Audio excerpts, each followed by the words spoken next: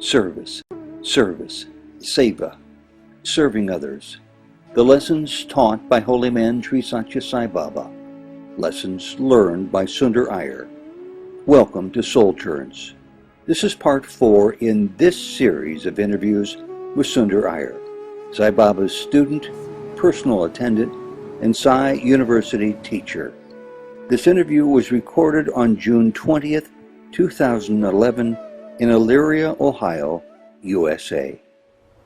Sundar Iyer, it's a pleasure again to be able to talk to you. This is a series of interviews really in the month of June 2011. This is our 4th in this series. We've recorded other interviews prior to this. About your close proximity to Bhagavan Sri Satya Sai Baba. Why? Because you lived in the ashram, around the ashram for 15 and a half years. Why? Because you went to undergraduate school to get a degree. Baba pushed you into graduate school where you got a master's. Baba shoved you into a PhD program where you got your PhD degree, and then I'm sure he helped guide you towards teaching on the staff there for a while at the university. So now that people who may have picked this one first instead of coming the other way around are up to speed, let's just begin with a curiosity of mine, and that is those who know about Sri Satya Sai Baba may know a lot or little about his predecessor, Shirdi Sai Baba, and you actually knew of a woman personally, Peta Botu, who was there as a devotee of both at one time. She was alive during the lifespan of Shirdi Sai Baba and lived also at Prashanti Nilayam. Tell us about that. She was known as Pedda Pottu Amma. Pedda Pottu means the one with a big dot on the forehead. Pottu is the dot, and Pedda means big. So she was popularly known as Pedda Pottu Amma. I don't know what her real name would have been, but she has this huge, the Hindu ladies put a dot on their forehead, which is usually the size of the forefinger. It's tiny, and it gets tinier now with the modern day. But she had one real big, it was almost like 1.5 inch across, and literally filling her forehead. And Swami would, I guess the name came because Swami started calling her Pedda Pottu. And that's how that Pedda Pottu Amma stuck. What struck us as young students of Baba was the complete contrast in our relation with Baba and her relation with Baba. And it's simply because of the age difference. We had a great deal of respect and reverence when Baba would be around us. Complete on the contrary, for her, Baba was like a spoiled brat. Literally. The way she would call Baba, I remember there were times when he would come out for darshan and he would pass by. Sometimes, he chooses to go a different direction. But if he chooses to go a little away from her, she will just yell out to him and say, what has happened today? Come here, I want to talk to you. Where's my Baba? And Baba would be like the teenager being embarrassed by his mom in public, and he would get pretty annoyed and try and look away. It was a very sweet, but we knew that Baba was full of love for her. And there was once where we actually shared an interview with her and us, and so we have Pedda Pottu Amma sitting and a few of us sitting, and then Baba had some very wonderful things to tell about her. And she will say, "Oh, Baba, keep quiet. You're talking too much about me. These boys don't have to know those stories and this and that." And I'm not able to recall exactly what specific things that Baba said, because those days I was still learning to understand Telugu, and Baba was speaking a lot of Telugu that evening. So I didn't even know that part. You had to learn Telugu. Oh, of course. Telugu was completely different from Tamil, and is still different from Tamil or Hindi.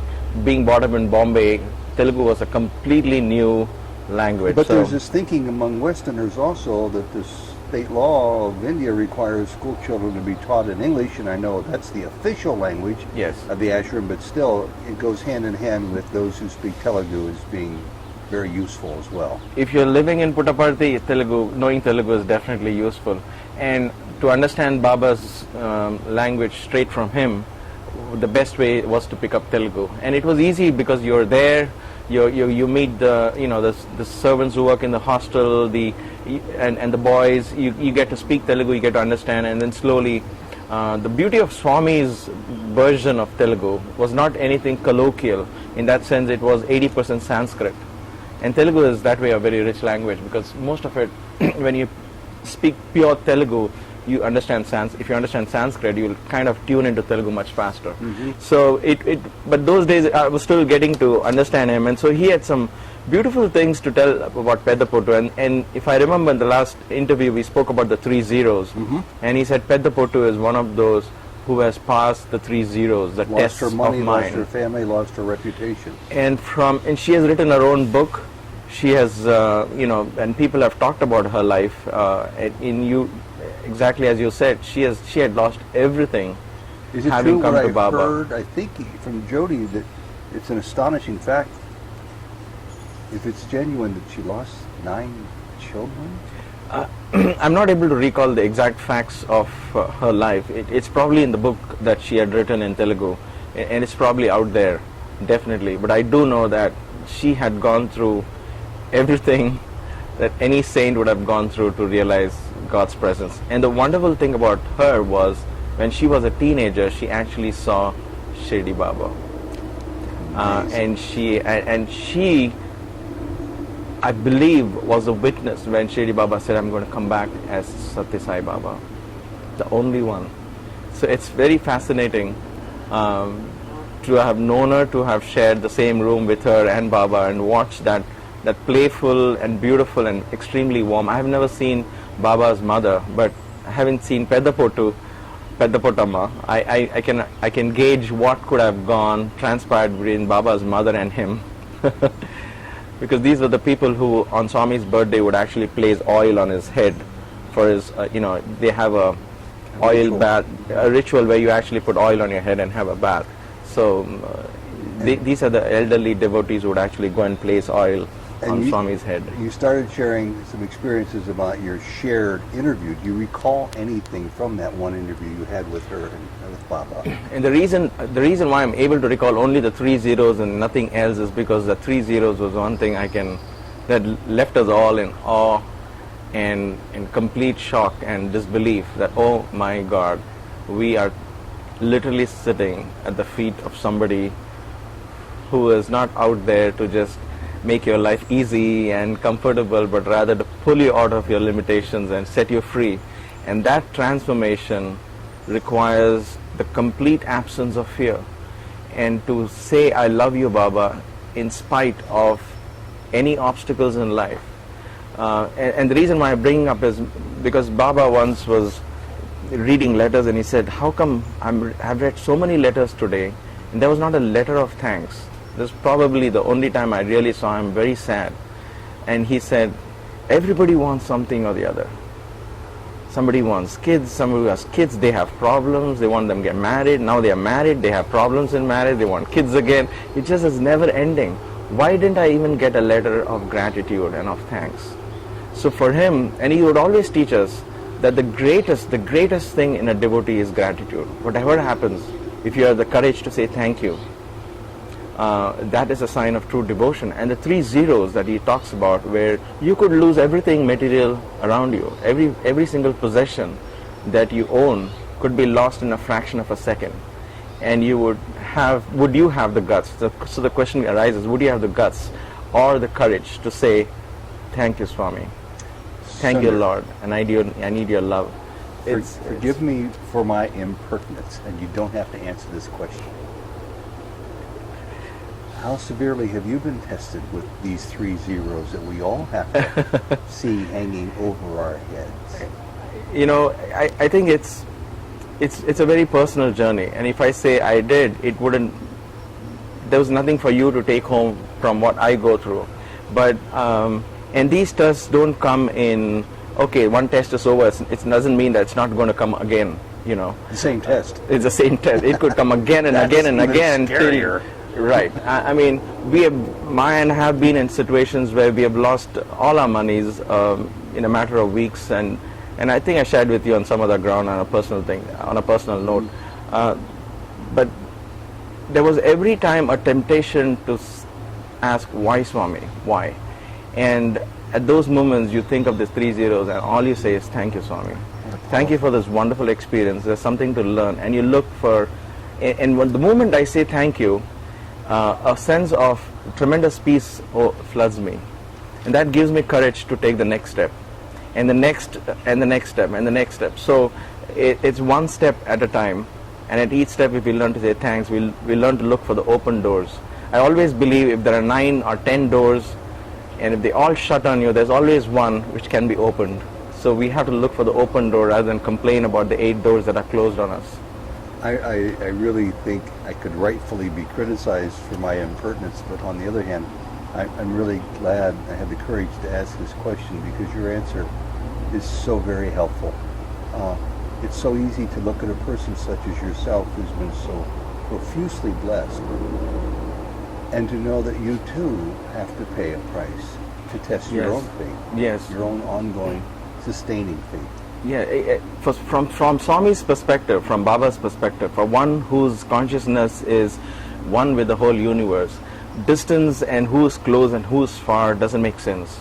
For you and me, it makes a lot of sense. Oh, you have been close to Baba, I haven't been close to Baba. But for him, it makes no difference. So spiritual journeys, there are no VIP slots and there are no front row seats, and you could have 1,008 interviews with Baba. You could be on the same boat with somebody who has never seen him, as when it comes to the spiritual journey. Because that is becoming one with everything. That is becoming God. You and I are just aspects of the same divinity. Jody wants you to review the other 2 zeros, which I think are losing family members and reputation. The one is you lose your material possessions. The second one is, what if you lose all your kith and kin, all your attachments, all the ones whom you claim you love or who loves you? What if you're all alone in the world? And the last one is the most sensitive one, your own reputation. What if people spit on you and you're cursed and you're abused and you're thrown out into the gutter? So now you have nobody to look at, no next meal which is guaranteed for you, and nobody to feed you, because you're not a saint or a sage anymore. You're out there. It's scary. But then, do we have and it may not, you may not even come to pass it at all. That's the beauty of it. You don't know. We don't know what is our innermost fear, what is our innermost weakness, because as a master would make sure that you're weak, he helps you to get over your weakness, and it's so inside us. He doesn't know, we don't know what it is, but he will know what it is. For somebody it's reputation, for somebody else it is, I don't care about reputation, but I just want all my money safe. So hey, all right, let's prick him at the softest spot, because that is what awakens you. We never like to be awakened when we are sleeping, however soothing the alarm is. There will be always, oh my gosh, it's going off. Even if we had had 8 hours of sleep, 9 hours of sleep, we still don't want that alarm. So we get so accustomed to being where we are, that point of awakening will always be painful. And how that awakening comes and what kind of alarm he's got in store for each one of us, you never know. We never know. This is so important to consider over and over again. And doubly so, since, as you pointed out, the 3 zeros could be multiplied by 3, and you could have 12 zeros, I suspect, if you had to really learn the lessons over and over again. I think I think the fear of test or the fear of loss is the greatest fear of all. And the day we completely surrender is the day we say, all right, I have nothing to hold back. And that sets you free. That sets you free. You'd have no encumbrances, no attachments, no desires, except God. Except God. You shared a story about fear in the curtain, and I'm intrigued by it still, and like to have you put some more light on that. Yeah, I'm glad you asked that, because that flows into exactly what we are talking about, because we feel, hey, I'm ready to give up my possessions, I'm ready to do these zeros. We think we are. And I can speak for myself, though I can't speak for people who listen to this video, and I feel humbled. But I just want to share this humorous anecdote with Swami. we were sitting a week or two before the Dasara, the 9-day festival in Puttaparthi. And in those 9 days, Swami would pick up each student to speak something or the other. And this is back in the early every 80s, evening, maybe? back in the 80s. Oh, the Dashera, the 10-day festival, continues even till last year. So that's a famous festival in India, where the triumph of good over evil. It's a 10 days where Rama fought with the demons, and the 11th day he won. He claimed victory. So anyway, those 10 days, each of those 10 days, Baba would pick each 1 or 2 students to speak.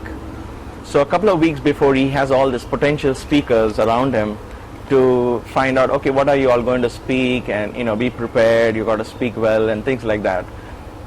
It was on that occasion, he said, oh, you have to listen to this experience. So he goes out and brings an elderly woman into the interview room and tells her, now tell your story, tell your experience to these boys.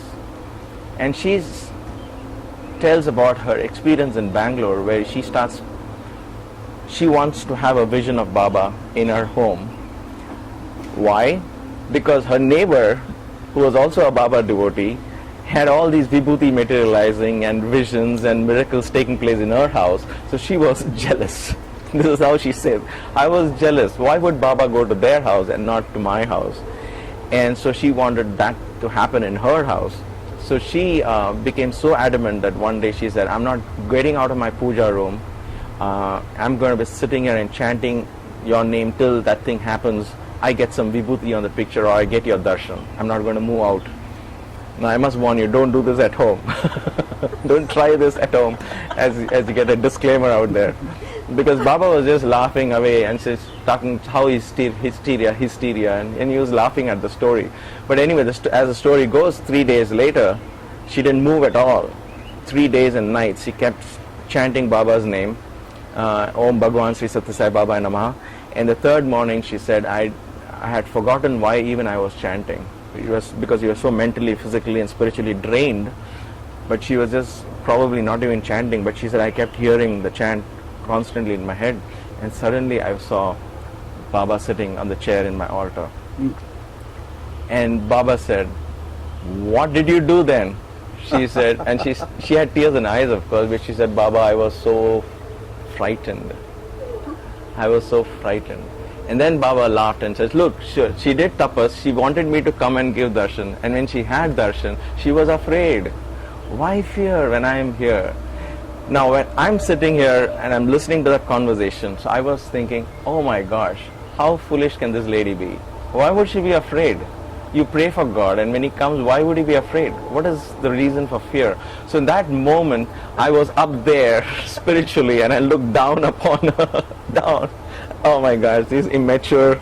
That's so immature. Why would he be afraid? I would love to have the darshan like that, That was what was going in my head. And this is how Baba showed us his omniscience. Not that, hey, I know what you're thinking, but very subtly. And this is exactly what happened. So 2 weeks later, the 9th day of the Dashara, I was supposed to speak on the stage. And as the practice goes, we would stand on the backstage in the Purnachandra auditorium. And this is an auditorium with huge curtains, huge ones. They needed those motors to move them. And so when they overlap, there'll be almost 10 or 15 feet of overlap of these curtains. You can right? get lost in there. I'm sorry? You can get lost You in could there. get lost in, yeah, exactly. They were huge. And it so happened the practice in those days where we would wait in the backstage of Purnachandra auditorium, and Swami would come to the backstage, and then he would speak a couple of words to to us, just bless us or say, don't worry, I'm there, because we would be nervous. We are young kids standing there, and there'll be 30, 40, 50,000 people, and there's a mic and no podium in front, because he didn't believe in any prepared notes. He would say, speak from your heart. So you're going to stand there, you feel completely exposed. That would be tough. That was good training for us though, but it was tough, and it was extempore, and you still have to be careful as to not speak too much, or what do you speak, how do you speak it. You don't say anything inappropriate, because Baba trains you, because there are ladies, gents, so you don't use any slangs and things like that. Anyway, so he comes and gives you a couple of words of comfort usually, and then because of the curtains being overlapped, the Seva Dals or the volunteers usually would stand and keep them apart. So when Baba walks in between and goes out to give this magnificent darshan, because thousands of people are waiting on the other side of the curtain, his hair wouldn't get ruffled. So they would hold the curtain apart and he would just walk like a king and go out. But that day, Baba, now all this is happening very fast. He's coming, he's seeing me, he said, don't worry, I touched his feet, and and he comes to the curtain for them to part, but that day he told the volunteer, no, it's okay, leave it. So he told me, come, and he held my hand and walked and pushed the curtain aside and walked into it. So as it is, I'm nervous about my talk. All right. And now he's holding my hand and he's dragging me and he says, come, come, come. And he dragged me and walked into this curtain. So now it's in between the curtain. So we are walking in about 5 feet in, this closed and this is not at open, it's pitch dark. So as 5 feet into the curtain, he stopped for a second and he said, are you afraid? I said, yes, Swami, I'm afraid. And very playfully he opened the other side, of course. By this time we were out there, and very playfully he said, why are you afraid? Why fear when I'm here? And when he said that, then it hit me, oh my God, this is exactly the thing he told this lady 2 weeks ago. And I felt like kicking myself. and that was very humbling, very humbling. And every time, even now, 25 years later, when I'm tempted to say, God, why aren't you answering my prayer? Or I'm ready for you, I know in my heart, probably I am not. Because we think we are ready, but when the time comes, it doesn't come announced, it comes unannounced. His call comes unannounced, and we always find ourselves lacking for that. So for me, it was a beautiful experience of his omniscience on the one side, but at the same time, his proving to me that you're not ready. Yeah. You're as afraid as anyone else is. So it's a growing process, and boy, when he is your tutor and holds you by the hand and says, are you afraid? You start to get the message pretty deeply. I want to ask you something about you very, ever so casually, Sundar, have said in this and previous interviews that when you were called upon to give a talk in the Divine Presence, and you point out that they're extemporaneous and let Baba speak through you, and you were a young boy, that must have scared the daylights out of many, many young students who are invited to speak. Share a little bit about some of the topics you talked on, some of the experiences you gained from that, and maybe the frequency. How often would he call upon you to speak? The frequency, of course, depends on how well you spoke and how good the feedback was, and this Baba would pick you up again to speak. But if the feedback was not good, he would say, okay, poor boy, you are a little nervous, practice in the hostel and come. Now, being in the university, we had a lot of occasions in the hostel and in the college to address boys, to MC small events, you know how college and hostel life is usually. So people who would aspire to be behind a mic would, prove themselves good. And then when Swami visited the hostel, there would be one or two boys the warden would say, all right, let's give him a chance. I think he does a very good job of speaking. So then you get to speak and Swami listens, oh, he spoke very well, let's put him up on a big stage. And so that's how you progress from one to the other. In festivals like these, we were lucky because we had advance notice. We had notice of a week or so. But I do remember when he was walking in Bombay, where there were millions of people, and he was just walking for darshan, and he passed me and he told me like this. And I followed him, not knowing what he wanted from me. He went to the stage and he said, speak before I speak. That was like 3 minutes notice. And I had to get up and speak suddenly to this large audience. This was before when he took us all for the play, the Shankaracharya play that we did. He was so happy that he took us around with him to Bombay and Bangalore. And this is what he would do. He said, Iyer, speak.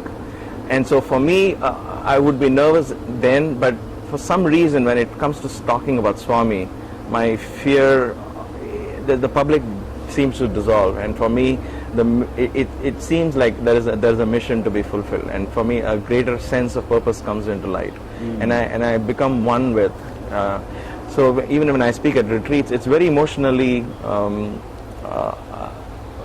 heavy, it's spiritually draining, emotionally draining, but I enjoy it. I enjoy doing it because I know there we create an energy which is far beyond the listener and the speaker. The energy that's generated when you speak about God, when you think about God. Even now, if it's one person millions of miles away watching a video, which I do when I watch your interviews on SOULJOURNS, but the energy that's generated because the topic and the thought has it's across space and time at that moment. So that's very powerful. It accesses the passion, in my opinion, that's down, concealed within our inner vaults in all of us all the time, but seldom has the opportunity to come out. So what you're talking about is a person's heart being ignited about a subject that's near and dear to them, and they're only too happy to share it with you. Right. And I've always wanted to be a teacher. Yeah. And I've always wanted to be a teacher. So I guess it comes out like I prepare people how to, I don't know. Don't you think you are a teacher? I just love it. I love being a teacher because as a teacher, the challenge of a teacher is not just teaching, but constantly learning how to teach and constantly learning the subject itself. So I guess I'm a student and a teacher, and we all are, I guess, in some form or the other. Well, be a teacher talking about another experience that you had as a student involving a snake.